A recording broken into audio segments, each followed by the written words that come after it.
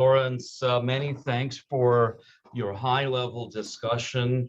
It is excellent to see the sort of the world-known publishers of science, whether yourself or Dawkins or others, especially I think physical scientists, talking about how bad the problem is and how wokeness comes in. And we're apolitical. We're not supposed to be political. We're the ones who are supposed to be saying there is an asteroid coming, and that's about that. Otherwise, we stay out of politics. And I think you're right that an asteroid's coming, and I'm here to amplify your statement and give sort of a little story from the field here. For the people who are not familiar, I am a professor of chemistry at McGill, working at the interface of chemistry and physics, which becomes important because I work in two fields, a field that's more male and a field that's more female. What do you think the difference is?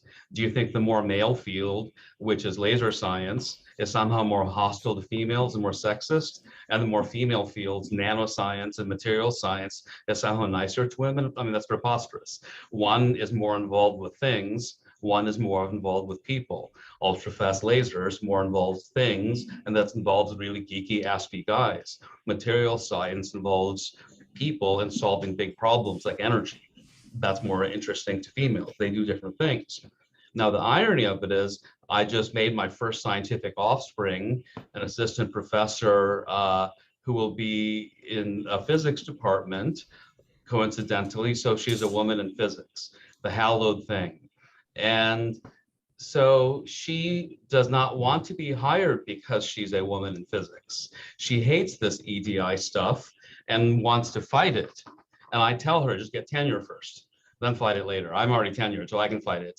But so she hates this EDI stuff. She's a Swiss woman in Berlin and is a physicist and so-called woman in physics. And she doesn't want to be hired because of that reason.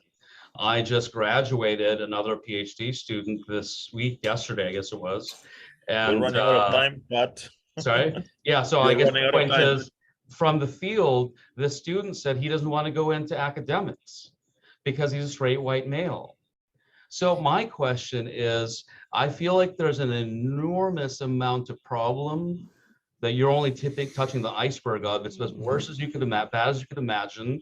And the people don't know what to do because they're afraid and beaten down. So what would you suggest to the people from the high level going forward? Well,